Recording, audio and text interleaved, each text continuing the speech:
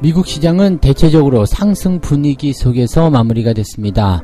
물가가 상승하면서 또다시 압박감이 커지지 않겠느냐 이런 분석도 나왔었지만 일단 나스닥 올라갔고요. 다우지수도 상황이 그렇게 나쁘진 않았습니다. 자, 물가가 상승했음에도 불구하고 테이퍼링은 큰 영향을 주지 않았다 이런 느낌이었던 것 같아요. 그래서 그런 부분들이었고요.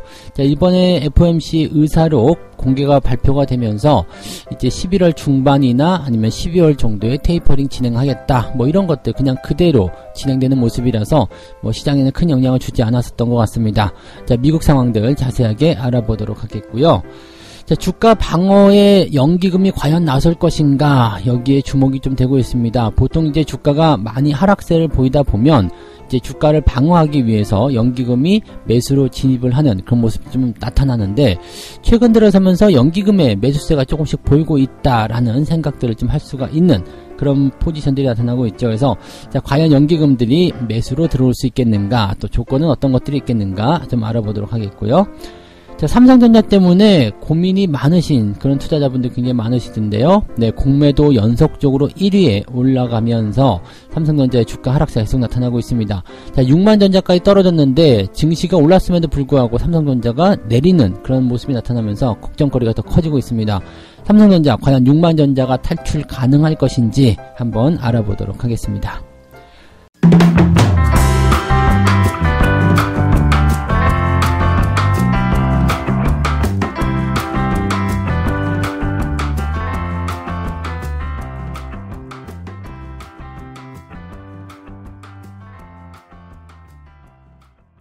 네, 반갑습니다. 자, 오늘은 10월 14일입니다. 약간 변동성이 예상되는 그런 날이죠. 자, 오늘만 좀 잘 넘기면 조금 더 확장해서 본다면 내일까지만 잘 넘기게 된다라면 자, 이번 주만 잘 넘기게 된다라면 이제 10월 후반부로 들어가게 되면서 조금 더 숨통이 트이지 않을까라는 생각도 좀 해봅니다.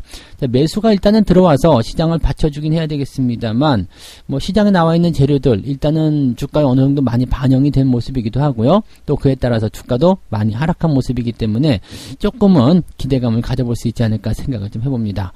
자, 미국 증시 같은 경우도 일단은 기대감을 좀 가지고 있습니다. 자, 시작은 상승 출발, 그리고 나서 바로 주가가 뚝 떨어졌습니다. 왜냐면 CPI 지표가 좀 안 좋게 나타났거든요. 이 물가 지표가 안 좋게 나타나게 되면 시장은 좀 부담감을 느낄 수밖에 없었겠죠. 그렇지만 그 이후에 꾸준하게 주가가 상승하게 되면서 네, 상승 흐름을 분위기를 만들어내면서 마무리가 됐습니다. 다우지수는 마이너스 0입니다. 그러니까 빠진 게 없어요. 0.53포인트 빠졌다고 하는데 그냥 똑같다 보시면 되겠죠. 그냥 움직임이 없었다. 네, 그냥 완전 보합이다 이렇게 보시면 되겠고요. 나스닥 같은 경우는 플러스 0.7%나 상승세를 보였습니다. 다우지수 같은 경우도 지금 움직임이 없었다라고 얘기하지만 그 오전 시점에서 뚝 떨어진 모습이 회복이 되면서 올라갔기 때문에 아마 내용상으로 보게 된다면은 거의 상승이나 마찬가지다라고 판단해 볼 수 있을 것 같습니다. 나스닥도 올랐고 다우지수도 내용상 분위기상 상승 흐름을 탔다라는 모습이기 때문에 시장 전체가 가지고 있는 분위기는 괜찮았다라고 보시면 될 것 같죠. 자, 그 이유 먼저 살펴보도록 할 건데요. 일단 물가지표 먼저 볼 겁니다. 자, 미국의 9월 소비자 물가지표, 즉 CPI 지표가 시장의 예상치와 전월치를 모두 뛰어넘습니다.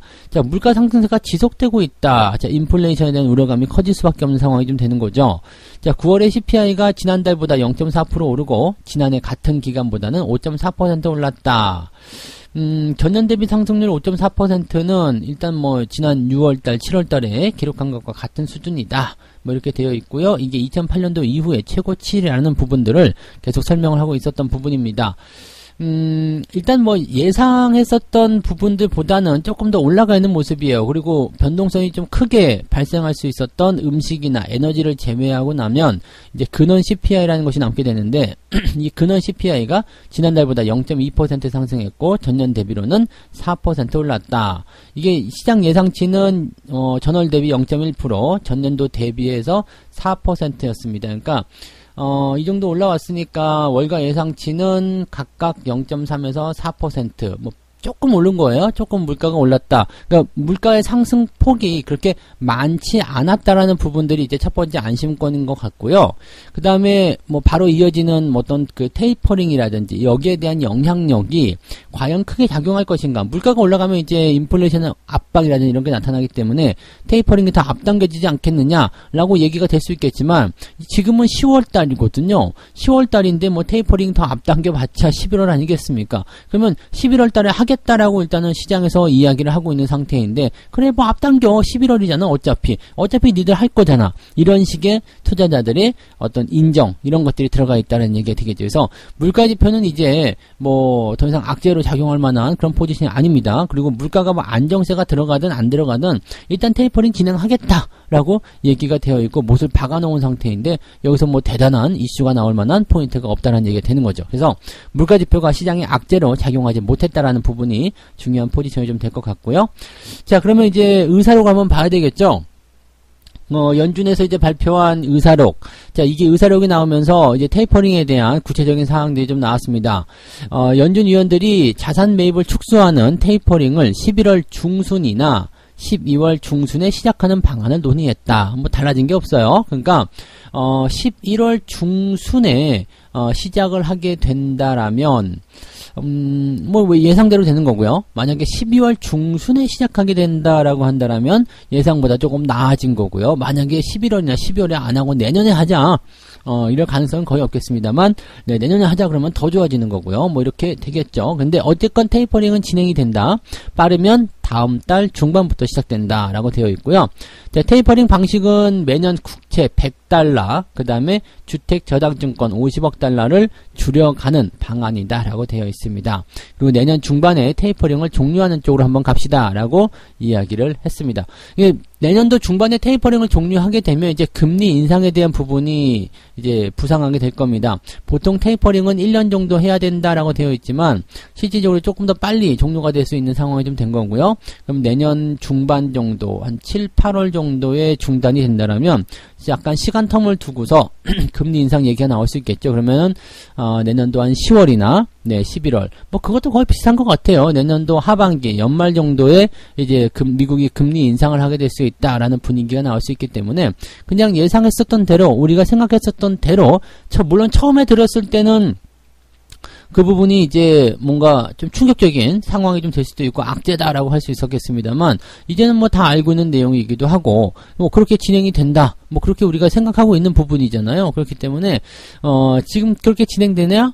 알았다. 그렇게 하도록 해. 진행시켜. 뭐 이런 거 나올 수 있는 거겠죠. 그러니까 그런 상황이 진행됐다라면은 시장에 더 이상 악재로 작용하기가 좀 어렵죠. 시장이 반영을 다 해줬다라고 볼 수 있는 부분이 좀 될 것 같습니다.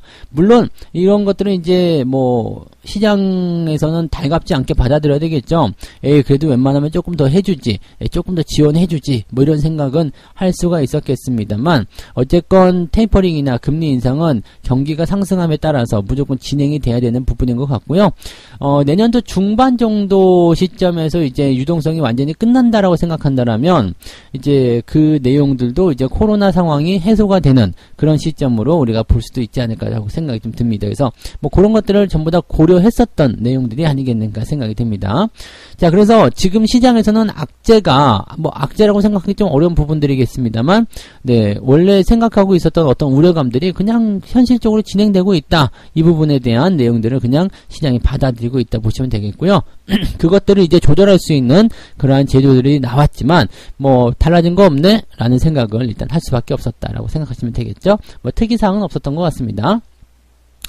자, 그럼 이제 바로 또 두 번째 이야기 넘어가 보도록 하겠습니다.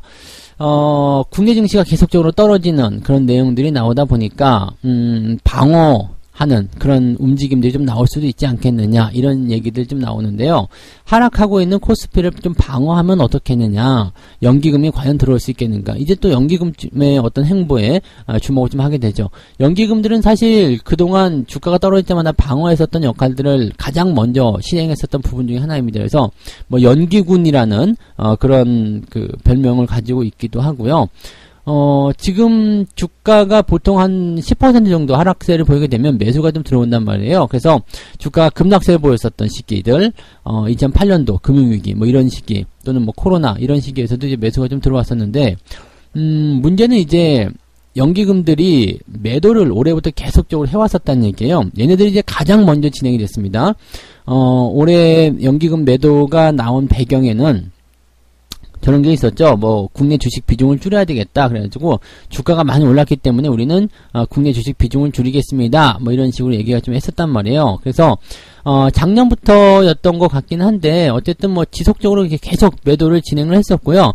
연기금은 이제 우리가 이런 개똥 같은 자식들 이렇게 욕을 하면서 아직도 비중을 줄이고 있냐, 아예 다 팔아먹어라, 이런 뭐 매국노 뭐 이런 얘기도 좀 했었던 부분이 있었던 것 같아요. 근데 지금 이제 연기금한테 다시 기대를 조금 걸고 있는 모습은 최근 들어서면서 연기금이 매수를 조금 하고 있다라는 거. 매수를 좀 하고 있다는 거. 그 다음에 주가가 이제 10% 이상, 고점 대비 10% 이상 하락을 했다라는 거. 그 다음에 심리적인 부분에서 이제 기관이 뭔가 방어가 들어와야지만이 시장이 바닥을 잡는다라는 어떤 인식들이 나오다 보니까 거기에서 이제 들어올 수 있는 애들은, 금융투자 애들은 열심히 매수했지만 금방 팔아먹는 애들이기 때문에 꺼져. 연기금이 들어와야 해. 이런 부분들. 또 그동안 많이 팔아먹었으니까, 또 주가가 많이 내려왔으니까 니들이 원하는 비중에 맞춰지지 않았냐, 좀 사야 되지 않겠냐, 이런 식의 얘기들이 이제 연기금 쪽으로 쏠리고 있다는 얘기가 되는 거죠. 근데 이제 연기금이 이제 매수를 좀 해주긴 했어요. 최근 들어서면서 뭐 순매수가 뭐 많지는 않아요. 뭐 몇백억 정도 수준이기 때문에 많지는 않습니다만 최근에 매수를 좀 하긴 하는데, 매수를 하는 종목들 좀 살펴보니까 크래프톤, 현대중공업이 가장 많았어요. 그리고 삼성바이오로직스, 이렇게 세 종목이 가장 많았고, 그 다음에 바이오 쪽에서 삼성바이오로직스, 그 다음에 SK케미칼, 뭐 이쪽은 이제 백신 관련한 부분이었겠죠. 그 다음에 에너지 관련해서는 SK이노베이션, 고려아연, S-오일, 그 다음에 2차전지 쪽에서 이제 포스코케미칼, SKIE 테크놀로지 등등인데, 지금 여러분들 여기서 딱 보시면 아시겠지만 느낌적인 느낌이 뭐가 있냐면 신규 종목들이 좀 많다는 얘기예요. 연기금들이 이제 어느 정도 그 자산 배분을 할 때 이 대형주 포트폴리오 뭐 이런 거 짤 거 아니에요. 그러면은 자, 일종의 뭐 코스피 뭐 100, 코스피 200 뭐 이렇게 덩치가 큰 종목들 쪽으로 이 비중을 좀 차지해야 되는 부분이 있어요. 근데 신규 상장 종목이 만약에 크래프톤이다. 이 크래프톤이 이제 훅 들어왔어요. 그래갖고 시총 지금 14위권, 13위권 뭐 이렇게 왔다리 갔다리 하고 있어요. 그러면 얘네들은 어떻게 해야 돼요? 우리는 시총 100위권 안에 있는, 또는 시총 뭐 20위권 안에 있는 종목들을 내가 포트 비중에 담아야 되는데, 크래프톤이라는 게 새롭게 다 등장했어. 그럼 얘네들 비중을 사야 될 거 아니에요. 비중을 맞춰야 되니까. 떨어져 나간 것은 팔아야 되고 들어온 것은 새로 사야 되겠죠. 그러니까 그런 식으로 해가지고 신규 종목들 중에서 덩치가 큰 애들이 들어오게 되면 그쪽으로 매수가 쏠리는 그런 방향으로 좀 보시면 되거든요. 그래서 지금 연기금들이 이런 것들을 매수하는 것들에 대해서는 큰 의미를 가지실 필요는 없습니다. 다만 이제 시장 전체에 대한 매수가 들어와 줘야 되는데, 이게 신규 종목들을 걷어내고 나니까 그렇게까지 많은 매수가 들어온 부분은 아닌 것 같아요. 대신에 뭐 이런 S-오일이라든지 또는 뭐 포스코케미칼, 뭐 고려아연 이런 종목들, SK이노베이션 이렇게 기존에 있었던 종목들, 근데 이제 업황적인 부분에서 어떤 기대감 있는 종목들, 이런 것들은 매수가 조금씩 들어가고 있었다라는 것은 참고해 볼 만한 부분이 좀 되겠죠. 다만 아직까지는 현재 시점에서 매수가 많이 들어올 만한 그런 포지션은 아니다라고 좀 보시는 게 맞는 거겠죠. 그래서 이 연기금 쪽의 그 모양은 일단 뭐 지속적으로 이제 매수가 좀 들어오는 상황이긴 하겠습니다만은 글쎄요, 뭐 이제 정치적인 어떤 압박감이나 이런 것들이 좀 나와야지만이 되지 않겠느냐라고 얘기가 좀 되고 있습니다. 그리고 지금 이제 연기금의 어떤 비중 이런 부분들은 지금 9%대, 지금 7월 말에 들어가 있는 연기금의 국내 주식 비중이 19.5% 정도로 되어 있다라고 합니다. 그 정도 되어 있기 때문에, 지금 어느 정도 목표 비중 범위에 들어왔다는 얘기죠. 그 다음에 8월달, 9월달에 연기금이 뭐 계속적으로 주식을 팔아왔기 때문에, 이런 부분들에서 비중이 더 줄었을 테고요. 또 주가가 최근에 더 많이 떨어졌잖아요. 그렇기 때문에 이 주식 비중 같은 경우가 지금 19%보다 더 아래쪽까지 떨어져 있을 것이다 라고 예상을 할 수 있는 부분이 되는 거죠. 그러면 당연히 매수가 좀 들어와야 되는 거 아니겠느냐. 니들 비중 맞추기로 해서 매도가 들어간 거니까 이제 비중 밑에 떨어졌으면 매수 들어와야지 라고 얘기를 할 수 있는 부분이 되는 거죠. 그래서 거기에 대한 부분들을 일단 첫 번째로 잡을 수 있는 내용이 좀 되는 것 같고요. 또 한 가지 부분은 이제 정치적인 이슈. 그러니까 뭐 지금 대선 기간이잖아요. 예, 국민들의 정서가 굉장히 안 좋아요. 뭐 공매도도 어쩌고 저쩌고 폐지해라부터 시작해서 주가 이렇게 빠져서 못 살겠다, 짜증난다, 화난다, 막 이렇게 그냥 이런 화 같은 경우는 어떻게 되겠어요? 이 정치권으로 들어갈 수밖에 없거든요. 주식시장 왜 이 개판으로 만드느냐, 막 이렇게 나올 수 있는 거죠. 그러면 이제 야 이거 달래기 위해서 연기금 니들이 조금 매수 좀 해주는 게 어떻겠느냐? 증시에 대한 저점 구간, 지지 이런 역할들을 기관이 하게끔. 정치적인 어떤 입김이 들어갈 수 있다는 거. 이런 부분들이 이제 예전부터 있었던 내용들이기 때문에 이제 연기금들이 이제 주가 방어가 들어올 수도 있지 않겠느냐라는 생각을 좀 해보는 거죠. 물론 이 연기금들의 어떤 주가 방어가 바로 들어올 수 있다거나 또는 뭐 본격적으로 들어온다거나 또는 뭐 지금부터 반등 시작이야 이렇게 얘기하기는 어렵습니다만은 서서히 연기금들의 매수 조건들이 맞춰져 가고 있다라는 부분들은 우리가 관심 있게 좀 봐야 되겠죠. 주가의 바닥은 항상 기관이 먼저 잡아줘야 되거든요. 그 다음에 외국인들이 들어오는 경우가 많기 때문에 주가의 바닥을 먼저 잡아주느냐 그 여부, 수급 여부를 반드시 체크하시는 게 좋겠습니다. 자, 어느 정도까지 다 내려왔기 때문에 얘들의 어떤 움직임들이 포착이 된다면 아 바닥이 시작이 되는구나, 저점 지지가 시작되는구나 라고 우리가 그 포인트를 알아낼 수가 있겠죠. 네, 그 부분 꼭 참고해서 투자하시면 좋겠고요. 자, 세 번째 이야기는 삼성전자 이야기입니다. 공매도 수렁에 빠진 삼성전자. 뭐 이거는 뭐 계속적으로 말씀드렸던 내용이기 때문에 뭐 특별히 더 드릴 말씀은 없겠습니다만 이제 6만 전자까지 떨어지고요. 그 다음에 최근에 어제 같은 경우는 주가가 상승했음에도 불구하고 삼성전자가 뚝 떨어지면서 끝났죠. 지금 이렇게 되니까 이제 기분이 되게 나쁜 거예요. 도대체 삼성전자 뭐 실적 좋고 뭐 어쩌고 한다니 왜 그러느냐? 그런데 증권사 리포트 살펴보게 되면 이제 실적 나빠져요. 갑자기 말이 바뀝니다. 뭐 한 달도 안 되는 사이에 실적이 좋아졌다 나빠졌다 이렇게 될 수 있나? 뭐 그런 부분들이 있긴 있는데 아무튼 뭐 최대 실적 달성도 하고 뭐 그렇게 막 네, 좋아진다, 좋다, 뭐, 이렇게 얘기하던 게 갑자기 말 바꿔가지고 주가 뚝뚝 떨어뜨리고, 목표 주가 떨어뜨리고, 뭐, 난리가 나 있는 상태죠. 그래서 삼성전자의 어떤 상황들이 되게 안 좋은 것은 사실입니다. 그리고 공매도가 지금 거래대금 연속 1위입니다. 이틀 연속 1위.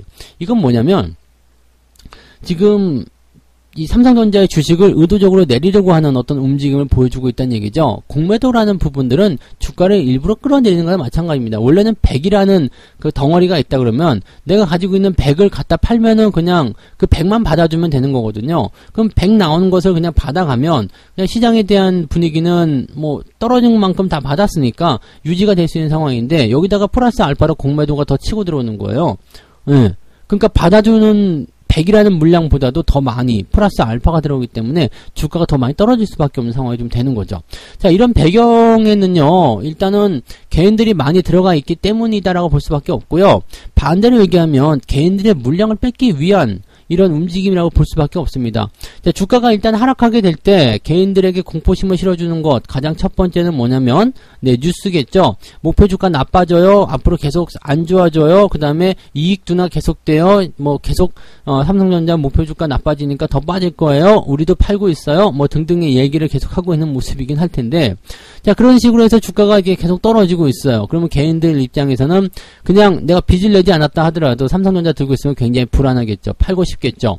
자, 그런데다가 만약에 빚을 내고 있어. 그래서 손실이 계속 커지고 있어요. 만약에 삼성전자에서 반대 매매가 나오기 시작한다 그러면 장난 아닐 거거든요. 물론 반대 매매가 지금도 나오고 있으려 생각합니다만 최근에 빚을 내가지고 물타기 한 개인 투자자가 더 많았을 테고요. 또 그런 상황이기 때문에 아직은 반대 매매까지는 몰리지 않았을 겁니다. 대형주가 급락을 하게 되는 상황은 만들어지기 어렵거든요. 그래서 슬슬 피말리면서 떨어지고 있는 상황이 좀 되고 있다 이렇게 보시면 될 것 같은데 지난번에 외국인들이 팔아먹었을 때는 실패로 돌아갔어요. 공매도 치면서 막 끌어 내렸지만은 개인들이 그냥 빚내가지고 다 뭐 갖다가 막아버렸죠. 근데 지금 같은 경우도 뭐 그런 모습이 좀 나오고는 있습니다만 지난번처럼 그렇게 나오지 못하고 있어요. 왜냐면 대출이 막혔거든. 그래서 지금은 이제 달랑달랑 하고 있는 그런 상태가 되어 있습니다. 자, 삼성전자만 이렇게 쥐어패는 이유는 뭘까요?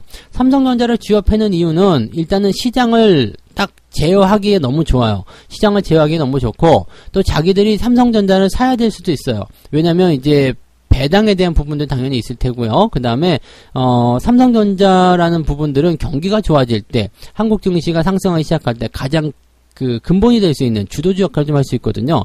증시가 크게 올라가려면 삼성전자를 비롯한 이런 종목군들이 치고 올라가야 됩니다. 그래서 한국에 있던 시가총액 1위 종목이고 시장의 포지션을 좌우할 수 있는 종목이기 때문에 이것은 일단 가지고 가는 게 유리하다라는 것이 이제 외국인들의 어떤 생각일 수도 있겠죠. 근데 지금 살려니까 너무 비싸.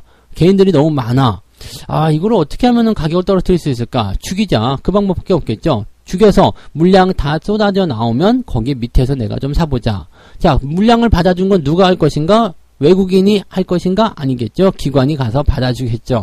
기관이 받아서 바닥이 좀 형성이 되면 그때 내가 들어갈랜다 라고 얘기가 나올 수밖에 없습니다. 그래서 지금 보시면 기관들이 좀 받는 모습 나오죠. 삼성전자. 그 다음에 외국인들은 무지하게 갖다 던지고 있는 모습이죠.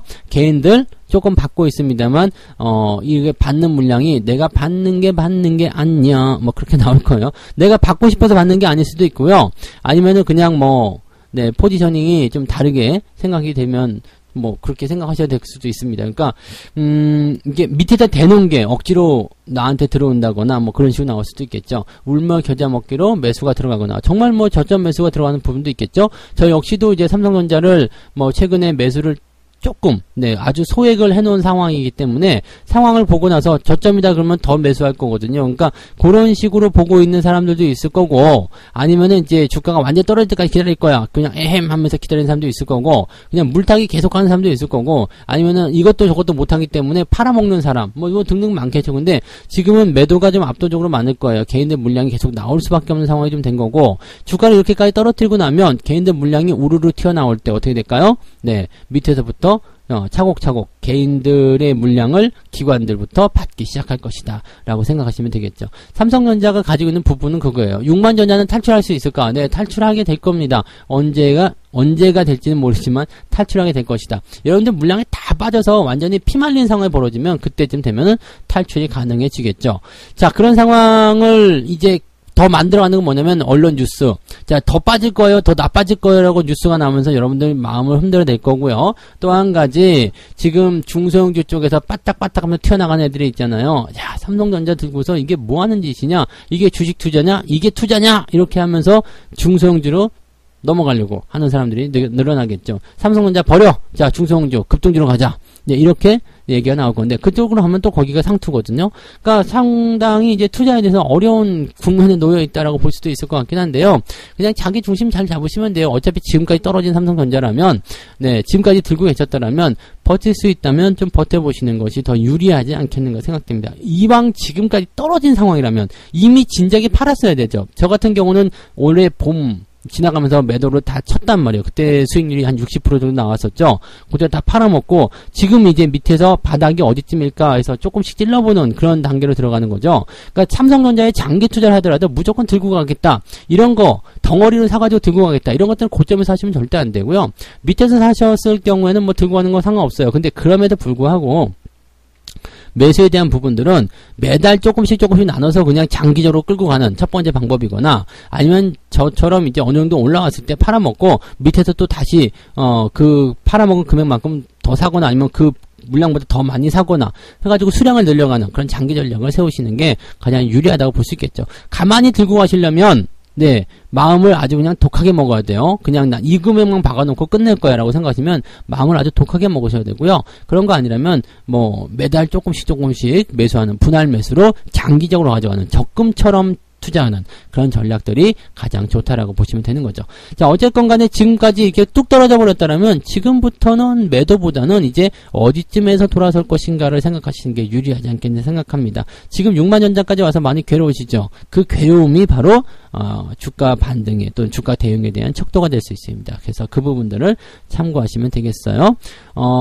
당장 이렇게 말씀드리면서 희망이 보인다. 성투사가 그래도 바닥이 가까웠다고 얘기했어. 참아야 된다 얘기했어. 그렇다고 얘기한다고 해서 바로 그 고민이 해소되지 못할 겁니다만은, 그래도 지금 같은 시점처럼 이렇게 뚝 떨어진 상태에서는 매도보다는 관망 또는 대응을 조금 더 내가 가능하다라면 홀딩하시는 전략이 더 유리하다는 것만 기억하시면 되겠습니다. 자, 오늘 이렇게 해서 세 가지 이야기 전달해 드렸습니다. 미국이 물가 상승에도 불구하고 상승 흐름을 보였다는 거, 분위기가 일단 좋아졌다는 거, 그 부분 중요할 것 같고요. 자, 악재에 대한 부분들이 니들이 원래 그렇게 한다고 했잖아. 하고 싶은 대로 해. 몰라. 아유, 꺼져. 뭐 이렇게 얘기가 나왔다고 생각하시면 될 것 같아요. 네. 자, 그다음에 주가 방어에 연기금이 과연 나설 수 있을 것인가? 연기금이 들어올 수 있는 조건들은 만들어져 있습니다. 과연 그 시기가 언제인가? 또 어느 쪽을 중심으로 들어올 것인가? 그것이 이제 중요한 포인트겠죠? 그거 잘 지켜보셔야 될 것 같고요. 자, 공매도에 이제 수렁에 빠져가지고 헤어나오지 못한 삼성전자, 만약 지금까지, 네, 내가 그냥 물량을 그대로 보유하고 있다면 이미 많이 빠졌는데 여기서 더 공포심을 느끼고 여기서 지금 이제 와서 던질 필요는 없다라고 말씀을 드릴 수 있는 게 바로 삼성전자에 대한 대응 전략일 것 같습니다. 자, 책 한 곡 읽고 마무리하도록 하겠습니다. 증권가는 허풍스럽다. 누구나 자신만이 최고의 정보를 알고 있다고 주장하고 있다. 액면 그대로 믿으면 증권가는 천재와 예언가들만 일하는 곳으로 착각할 정도다. 바람직한 투자자라면 언제나 자유로워야 할 것이다. 대중 심리에 감염되어서는 정말로 곤란하다. 또 절대로 빚으로 투자해서는 안 된다. 빚을 지지 않은 사람만이 자신의 생각에 온전히 따를 수 있기 때문이다. 네. 이거 뭐 다 아시죠? 최근에 제가 다 해드렸던 말씀이고요. 시장에는 예언을 하거나 뭐 이렇게 분석을 뭐 기계적으로 수학적으로 하는 그런 사람들이 시장을 제대로 예측할 수 있는 건 아닙니다. 예측이라는 건 없는 거거든요. 시장은 항상 대응이죠. 그래서 그 부분 꼭 명심하시기 바라고, 장이 하락할 때는 계좌가 일시적으로 손실이 나는 것, 시장에 따라서 손실이 나는 것은 당연한 얘기라고 말씀드렸습니다. 아, 왜 이렇게 내가는 이렇게 손실이 많이 나고 있을까? 여기에 대해서 자괴감을 느낄 필요 없어요. 시장이 만약에 계속 올라가는데도 손실이 나고 있다. 그럼 뭔가 잘못된 거야. 그렇지만 시장이 하락했을 때 내 계좌가 손실 보고 있다. 당연한 겁니다. 당연한 거예요. 겨울에 왜 이렇게 추워? 겨울이니까. 뭔 말인지 아시겠어요? 왜 이렇게 더워? 여름이니까. 무슨 말인지 아시겠어요? 야, 그러니까 시장의 어떤 자연스러운 현상에 내가 계좌가 노출되어 있는 것은 당연한 겁니다. 투자하는 사람들은 당연히 그렇게 느낄 수밖에 없는 거예요. 그러니까 그런 것들에 너무 이제 마음 쓰지 마시고요. 자, 지금 내가 그냥 그럼에도 불구하고 제대로 된 투자를 잘 하고 있는가? 내가 신뢰할 만한 주식을 갖고 있는가? 거기에 주목을 하셨으면 좋겠습니다. 아시겠죠? 네. 자, 오늘 여러분들 성공 투자 계속 이어나가시기 바라고요. 약간의 변수가 있을 수 있는 오늘 하루이기 때문에 여기에 대한 부분들 조금 주의하시면서 투자하시면 좋겠습니다. 저는 장중시황에서 다시 오도록 하겠습니다. 여러분들 모두 화이팅 하시기 바랍니다. 고맙습니다.